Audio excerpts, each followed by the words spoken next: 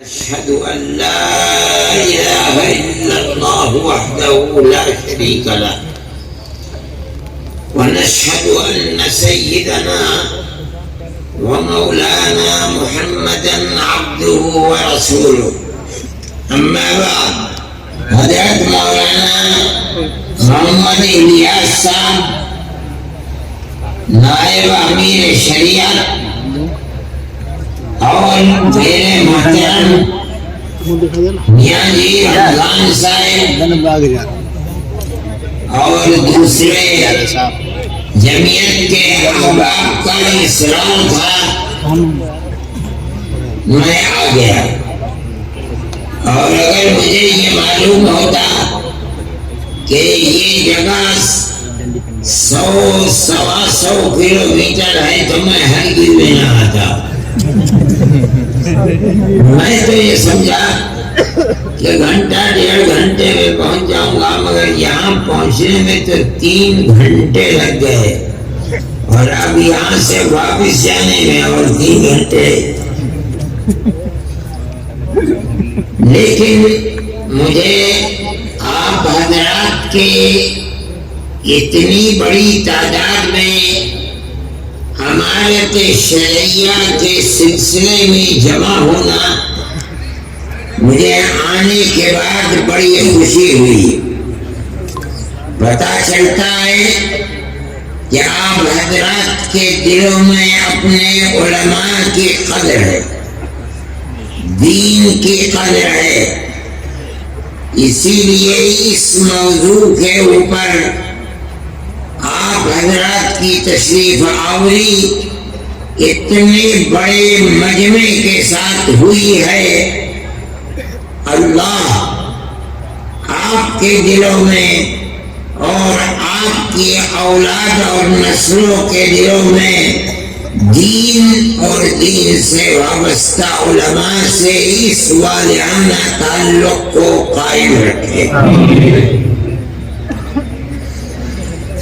میرے محترم بزرگوں اور دوستوں، امانت شرعیہ کا یہ نظام آپ کے اس صوبے اور خاص طریقے پر میوات میں تقریباً 10-12 یا 15 سال سے قائم ہے. میرے پاس مولانا خالد صاحب مرحوم اس وقت آئے اور آ کے کہا کہ ہم امانت شرعیہ کے لیے کسی آدمی کا انتخاب کر دیا جائے تو اس کو قائم کریں گے. میں نے کہا بتائیے کون آدمی ہے؟ انہوں نے مجھے بتایا کہ مولانا اسحاق صاحب مرحوم اس کام کے لیے مناسب رہیں گے. میں ان کو لے کر اس وقت کے امیر شریعت کے پاس گیا اور میں نے ان سے عرض کیا کہ میوات میں جس سے وابستہ اور بھی ایسے صوبے ہیں جن میں مسلمانوں کی تعداد کم ہے، مولانا جانے پہچانے آدمی ہیں، آپ انتخاب فرما دیں. اللہ علیہ رحمت فرمائے، انہوں نے میرے سامنے ہی ایک کاغذ کے اوپر مولانا اسحاق صاحب کا نام لکھ کر کے اور 2-4 جملے کہ میں ان کو نائب امیر شریعت کی حیثیت سے ان کے نام کو منظور کرتا ہوں، وہ مجھے دے دیا. میں نے مولانا خالد صاحب مرحوم کو دے دیا. لیکن یہ قدرت کا کرشمہ ہے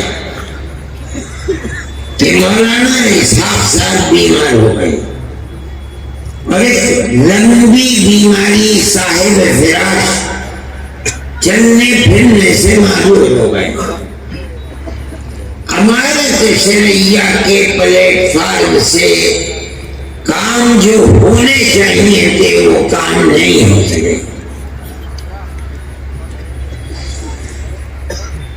حقیقت یہ ہے کہ اگر مولانا صحت مند ہوتے اور امانت شرعیہ کے پلیٹ فارم سے متحرک ہوتے، کام کرتے، تو اس وقت ان کے دنیا سے جانے کے بعد امیر شریعت کے لیے کام کی ڈگر، کام کا نہج، کام کا طریقہ مشہور و معروف ہوتا اور موجودہ نائب امیر شریعت کو کام کرنے میں سہولت ہوتی۔ لیکن وہ علماء جن کو مولانا الیاس صاحب نے پکڑا ہے اور جو اپنی خوش قسمتی سے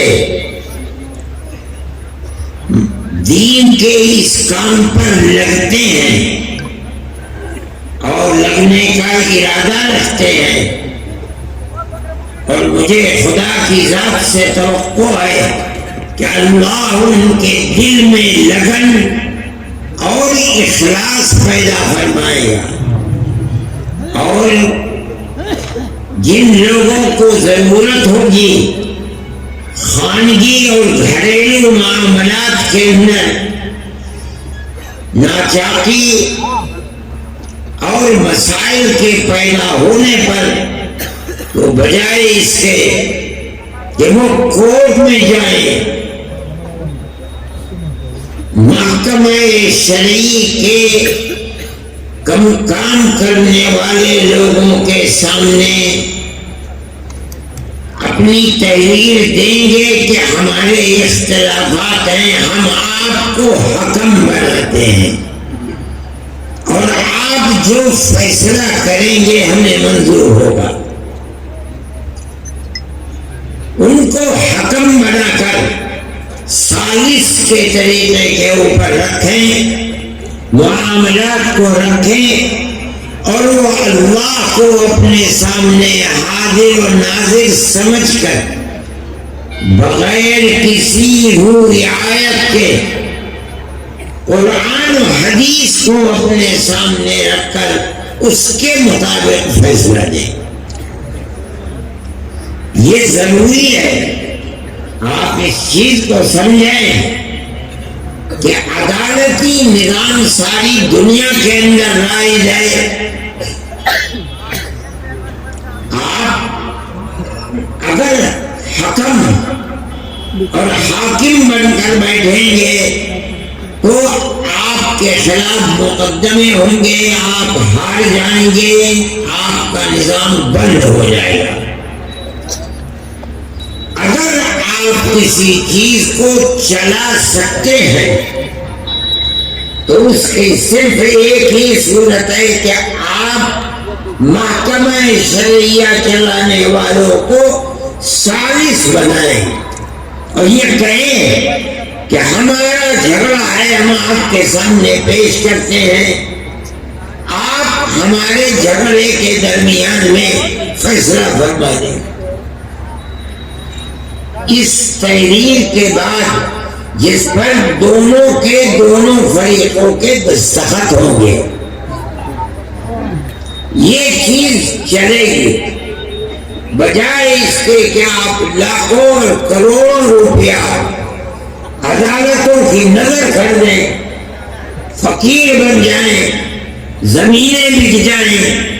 یہ بہت آسان چیز ہے کہ جس کو مسل مشہور ہے کہ ہلدی لگی نہ پھٹکری اور رنگ آیا چوکھا، اس طریقے پر آپ کام کر سکیں گے۔ لیکن میں حضرت مولانا سے عرض کرتا ہوں کہ جو حکم بنیں گے، سالس بنیں گے، وہ مدرسوں کے پڑھانے والے لوگ ہوں گے۔ یہ ایک دوسرا موضوع ہے کہ دو آدمیوں کے درمیان میں دونوں کے بیانات لینا، ان بیانات کو لے کر کے پھر آپس میں ہو سکتا ہے ضرورت جرح کی پڑ جائے اس کی بنیاد کے اوپر ہو سکتا ہے گواہوں کی ضرورت پڑے فیصلہ کرنے کے لیے وہ طریقہ جو عدالتوں کے اندر چلتا ہے سمجھنے کے لیے ٹریننگ کی ضرورت ہے. میں ان حضرات سے مولانا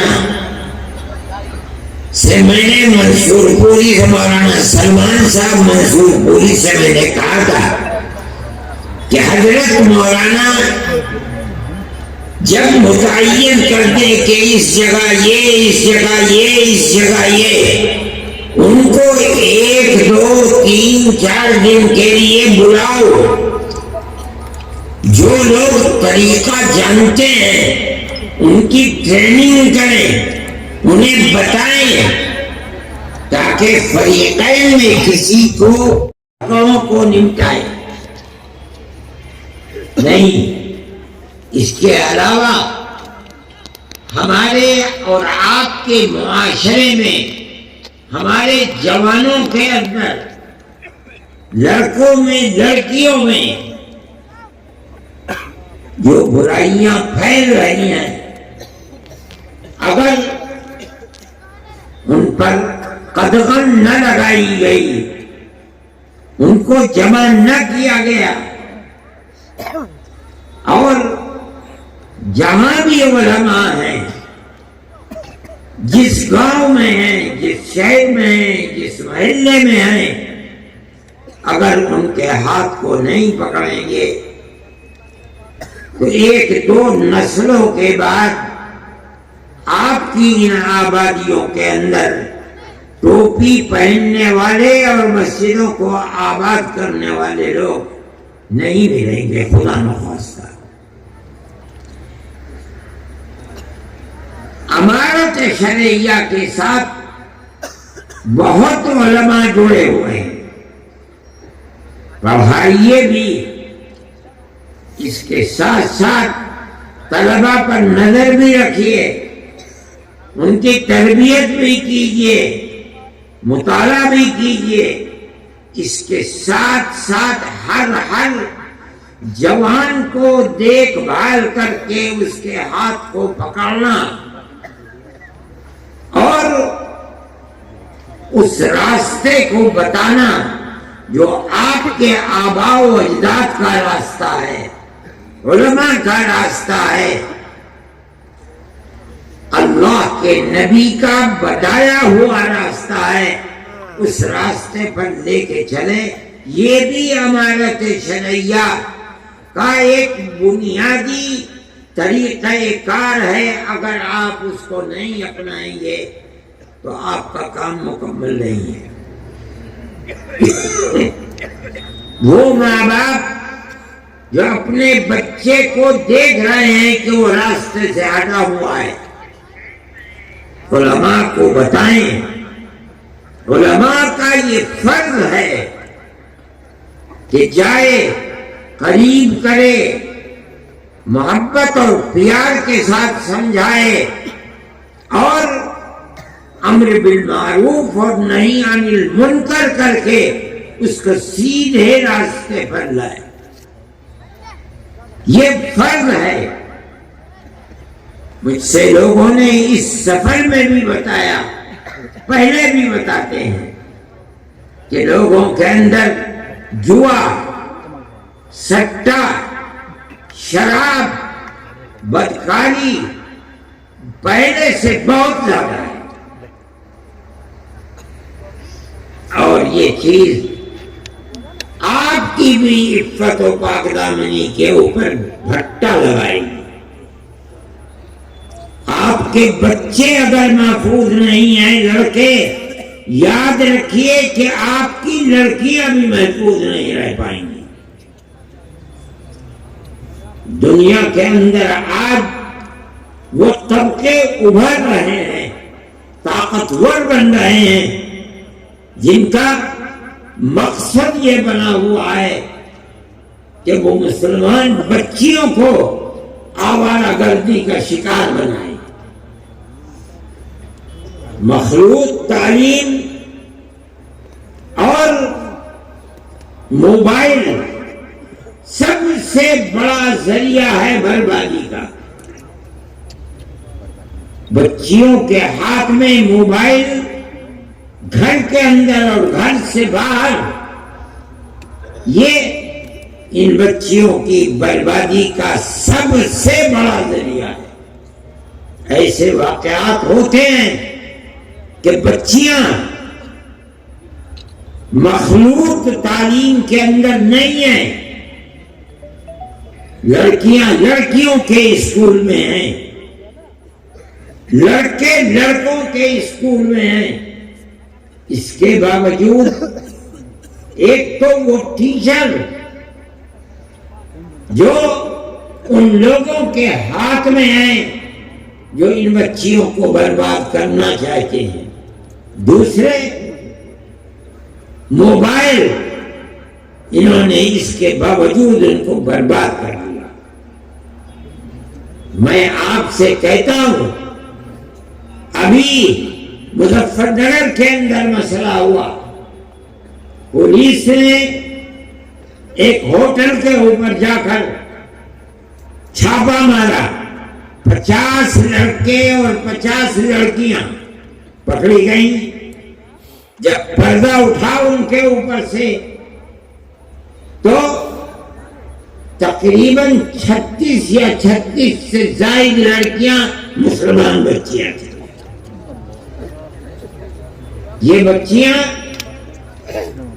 حیرت کی بات یہ ہے کہ اس اسکول کی پڑھنے والی تھی جو اسکول صرف بچیوں کے لیے ہے. سوال پیدا ہوتا ہے کہ ان لڑکوں سے جو مسلمان لڑکے نہیں تھے، ان کا تعلق کیسے پیدا ہوا؟ اس کی دو ہی چیزیں ہیں کہ جو ٹیچر ہیں وہ مسلمان نہیں ہیں، حالانکہ عورتیں ہیں. دوسری چیز موبائل، اس نے تباہ کر کے رکھ دیا. اب ان ماں باپ کا کیا حال ہے؟ جمعیت علماء کے لوگ وہاں گئے، ہاتھ جوڑ کر کھڑے ہو گئے کہ ہم کچھ نہیں کریں گے، ہماری یہ ٹوپی تمہارے پیروں میں ہے، ہمیں برباد مت کرو. ان لوگوں نے مجھ سے کہا، میں نے کہا چھوڑ دو. جنہیں خود اپنی بربادی کے اوپر رونا آتا ہے اور انہوں نے اپنی بچیوں کے ہاتھ کو چھوڑ دیا اور یہ سمجھتے ہیں کہ موبائل اور اسکول میں پڑھنا انہیں نقصان نہیں پہنچائے گا. میں آپ سے کہہ رہا ہوں کہ آپ اگر اس پر قدغن اور روک نہیں لگائیں گے تو آپ اپنی بچیوں کی عفت و پاک دامنی کی حفاظت نہیں کر سکتے. حضرت امیر شریعت صاحب میرے پاس بیٹھے ہوئے ہیں، میں یہ کہنا چاہتا ہوں، اور بہت علماء ہیں، اس کے لیے پروگرام بناؤ. اپنی قوم کو راہ راست پر کس طرح لایا جا سکتا ہے، اپنی زندگی کو کھپا دو، لگا دو. اگر اس کے اندر کوتاہی ہوگی تو آنے والے 50 سال کے اندر کتنی بربادی ہوگی، آج آپ اس کا تصور نہیں کر سکتے. ایسے لوگ ہیں ملک کے اندر جن کا پروگرام یہی ہے کہ مسلمانوں کے گھروں کے اندر عفت و پاک دامنی کا جنازہ نکالا جائے اور وہ اس کے اوپر لگے ہوئے ہیں. میں خواہ اس چیز کو، یہ مجمع، یہ جلسہ وہ سننے کے لیے نہیں ہے. میں یہ کہتا ہوں، ماں باپ سے بھی کہتا ہوں، علماء سے بھی کہتا ہوں، امارت شرعیہ کے ذمہ داروں سے بھی کہتا ہوں کہ خدا کے لیے قوم کی فکر کرو. صرف اتنی بات کافی نہیں ہے. صحیح ہے جمعیت علماء کا پروگرام ہے کہ آپ وہ اسکول جن میں 5ویں کلاس کے بعد مخلوط تعلیم ہے، آپ مخلوط ملی جلی لڑکے اور لڑکیوں کی تعلیم کو بند کریں.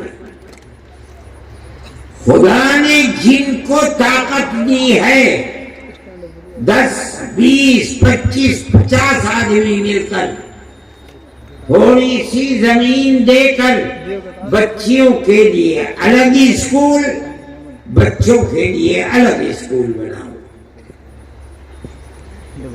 کوشش کرو کہ بچیوں کی اسکول کے اندر پڑھانے والی مسلمان ٹیچر مہیا ہو. ان اسکولوں کے اندر عورتوں کی جماعتیں بھیجو، ان بچیوں کی تربیت کریں، ان کے ہاتھ میں موبائل نہ دو تاکہ ان کے خیالات پراگندہ نہ ہو. اپنی آنے والی نسل کی حفاظت کے لیے یہ ضروری ہے، ضروری ہے، ضروری ہے. زندہ نہیں رہنے دینا چاہتے. یہ آپ کی ذمہ داری ہے کہ آپ اپنے آنے والی نسل کو اعوذ باللہ ارتداد سے بچائیں اور انہیں مسلمان چھوڑ کر مریں. اس کی کوشش کیجیے کہ وہ بھی جب وقت آئے تو مسلمان رہتے ہوئے مرے. یہ ہماری ذمہ داری ہے. قوا انفسکم واہلیکم نارا، اپنے آپ کو بھی جہنم کی آگ سے بچاؤ، اپنی آل اولاد اہل خانہ کو بھی جہنم کی آگ سے بچاؤ. یہ جبھی ہوگا جب ماں باپ، بہن بھائی، بڑے اور چھوٹے اس نقطۂ نظر میں سب متفق ہوں کہ ہمیں اپنے گھر، اولاد، بیوی، بچے، بچیوں سب کو جس طرح ہم مسلمان ہیں انہیں بھی مسلمان ہی بنا کر دنیا سے جانا ہے. یہ بھی امانت شرعیہ کا پہلو ہے، ضروری ہے. اس لیے آپ حضرات جس ولولے اور جذبے کے ساتھ آئے ہیں، میں آپ سے کہتا ہوں کہ آپسی گھریلو جھگڑے یقیناً ان کا حل ہونا چاہیے. امانت شرعیہ کا پلیٹ فارم اس کے لیے نہایت ضروری ہے، لیکن صرف یہی امانت شرعیہ کا کام ہے اور کچھ نہیں. غلط ہے. میں نے کہا کہ اپنی اور اپنی نسل کی حفاظت یہ کم ضروری نہیں ہے، ضروری ہے اور بہت زیادہ ضروری ہے. میرے بھائی، میں نے تو ان سے یہ کہا تھا کہ میں 10-15 منٹ بولوں گا. اس کے ساتھ ساتھ میں اپنی بات کو مسلمان کسی ملک کا رہنے والا ہے، ان کی زبان ایک ہے، پہناوا ایک ہے، رہن سہن ایک ہے، کہاں دوسرے کے. لیکن میں یہ کہتا ہوں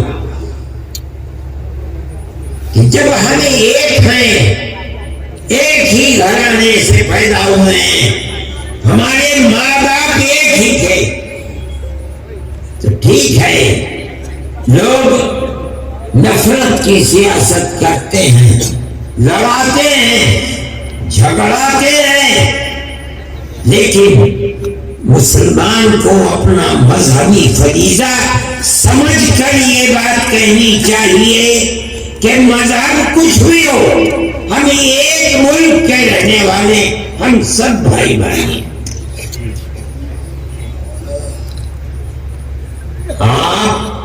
1400-1300 سال سے اس ملک میں رہتے ہیں اور اسی تاریخ کے ساتھ رہتے ہیں. گاؤں در گاؤں رہتے ہیں, ہندو اور مسلم رہتے ہیں, پیار و محبت کے ساتھ رہتے چلے آئے ہیں. یہ ہمارا ایک امتیاز ہے. دنیا چاہتی ہے کہ جہاں اقلیت ہندو کی ہے مسلمان نکال دے, جہاں اقلیت مسلمان کی ہے ہندو نکال دے. مسلمان کی دکان سے نہ خریدو, مسلمان ہندو کی دکان سے نہ خریدیں. یہ ہماری تاریخ نہیں ہے. ہم تو بھائی بھائی کی طرح رہتے تھے. آپ کی تاریخ کو دنیا آگ لگانا چاہتی ہے. جمعیت علماء کا نظریہ یہ ہے آپ اپنی تاریخ کو زندہ کریں اور ہندو مسلمان ہر جگہ بھائی بھائی بن کر رہیں, ایک دوسرے کے دکھ میں سکھ میں شریک رہیں. اگر کسی کے یہاں شادی بیاہ ہے, اگر اس نے نہیں بھی بلایا ہے, آپ چلے جائیے, مبارکبادی دے کے چلے آئیے. لیکن اگر آپ الگ رہیں گے تو اس کا مطلب یہ ہے کہ ملک کی وہ فرقہ پرست طاقتیں جو الگ کرنا چاہتی ہیں, آپ اپنے عمل سے انہیں کامیاب بنا رہے ہیں اور ملک اس طرح برباد ہو جائے گا. عوالت شرعیہ کا یہ موضوع نہیں ہے, لیکن جمعیت علماء کا یہی موضوع ہے. میں اتنا بڑا آپ کا مجمع ہے, میں اس دن دلی کے اندر میرا جلسہ تھا, ایک پنڈت جی کا بھائی میں بھی آؤں گا, اتنا بڑا ٹیکا یہاں لگا ہوا, صبح صبح آ گئے. میں نے کہا پنڈت جی چلو, وہ آ کے میرے پاس ہی بیٹھ گئے, بہت دیر دیکھتے رہے دائیں بائیں. اس کے بعد جب میں نے انہیں فون کیا بعد میں, پنڈت جی گئے تھے کیا لیا, کہنے لگے جی میں نے تو اپنے جیتے جی اتنا بڑا مجمع دیکھا نہیں تھا. میں نے کہا کوئی خراب بات والی کیا بات کرو, ہوگا اچھی بات کی تھی. تو میں یہ کہتا ہوں کہ پیار و محبت, ایک دوسرے کے دکھ اور سکھ میں بھائی بھائی کی طرح شریک ہونا, شریک رہنا, اس کو آپ اپنی زندگی کا مضبوط نصب العین اور نظریہ بنائیے. تبھی آپ عزت و آبرو, چین و سکون, امن و امان اور پیار و محبت کے ساتھ رہ سکتے ہیں, اور یہی آپ کی تاریخ ہے. آپ اس چیز کو سمجھیے جو میں کہہ رہا ہوں, اور اس پر اپنے آپ کو مضبوط کر لیجیے. کوئی کچھ بھی کہے, آپ اسی کو اپنا نصب العین بنائیے. علماء کو یہ بات لوگوں کے سامنے رکھنی چاہیے, اور اپنے باپ دادا پر دادا کی جو تاریخ تھی جس کو مٹایا جا رہا ہے, آپ اس تاریخ کو زندہ رکھیے.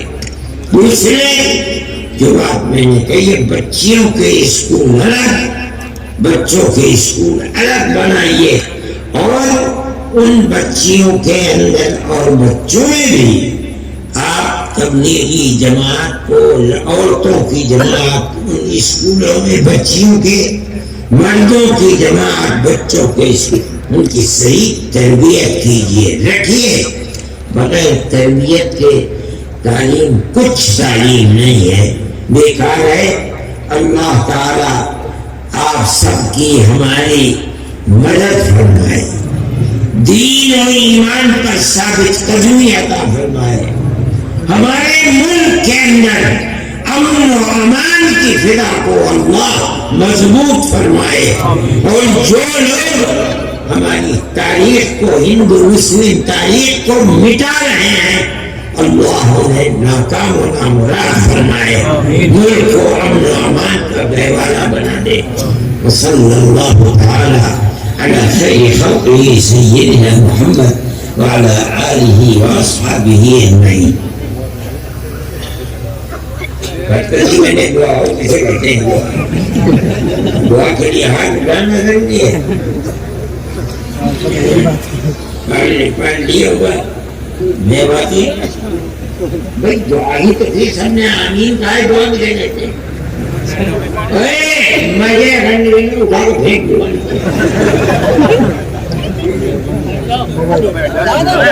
اللهم إنا نشهدك أنت الله لا إله إلا أنت الأحد الصمد الذي لم يلد ولم يولد ولم يكن له كفوا أحد۔ اللهم صل على سيدنا عبدك ورسولك محمد النبي الأمي وعلى آله وأصحابه وأهل بيته وبارك وسلم كما تحب وترضى عدد ما تحب وترضى۔ اللهم يا مولانا إنا نسألك موجبات رحمتك وعزائم مغفرتك والسلامة من كل إثم۔ اللهم لا تدع لنا ذنبا إلا غفرته ولا هما إلا فرجته ولا دينا إلا قضيته ولا مريضا إلا عافيته ولا حاجة من حوائج الدنيا والآخرة لك فيها رضا إلا قضيتها يا إله العالمين۔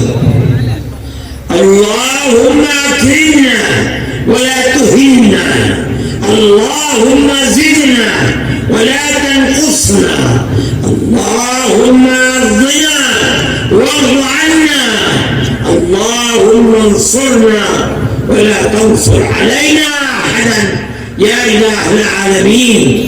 اے اللہ ہماری دنیا بھی آباد فرما، ہماری آخرت بھی آباد فرما، ہمارے دلوں کے اندر خوف آخرت پیدا فرما، اپنی خشیت پیدا فرما، ہماری قبر کی منزل کو آسان فرما، جب وقت آئے تو ایمان پر خاتمہ فرما۔ اے اللہ ہمیں رزق حلال عطا فرما، اے پروردگار ہر حرام سے ہماری حفاظت فرما۔ اے اللہ ہماری آنے والی نسلوں کے دین و ایمان کی حفاظت کرنا، ہمارے دین و ایمان کی حفاظت کرنا، ہمارے بچوں کے دین و ایمان کی حفاظت کرنا۔ اے اللہ ہمارے جوانوں کے اندر، بچوں میں، بچیوں میں جو خرابیاں پیدا ہوئی ہیں، اے اللہ ان خرابیوں کو دور فرما، اپنی خشیت پیدا فرما۔ اے پروردگار ہم آپ کے محتاج بنتے ہیں، ہم آپ کے بھکاری ہیں، سوال کرتے ہیں۔ اے اللہ ہمارے گناہوں کو معاف فرما دیں، آپ گناہوں کو معاف فرمانے والے ہیں، توبہ کو قبول کرنے والے ہیں۔ ہم یہاں جمع ہوئے ہیں آپ کے دین کی محبت میں جمع ہوئے ہیں، ہم بھیک مانگ رہے ہیں، سوال کر رہے ہیں۔ اے اللہ ہمیں دین پر مضبوط فرما دے، کلمہ لا الہ الا اللہ محمد رسول اللہ پر مضبوط فرما دے۔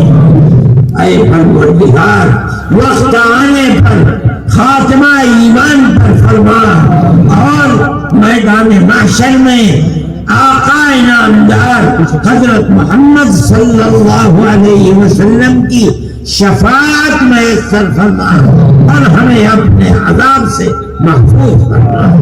صلی اللہ تعالی علی خیر خلقہ سیدنا محمد وعلی آلہ وأصحابہ۔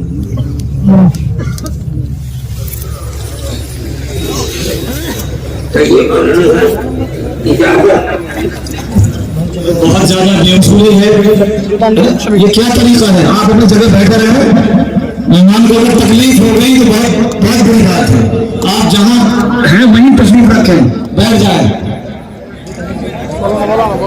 بھائی آپ سمجھتے کیوں نہیں؟ یہ دینی جلسہ ہے, مذہبی جلسہ ہے, مسلمان ہیں.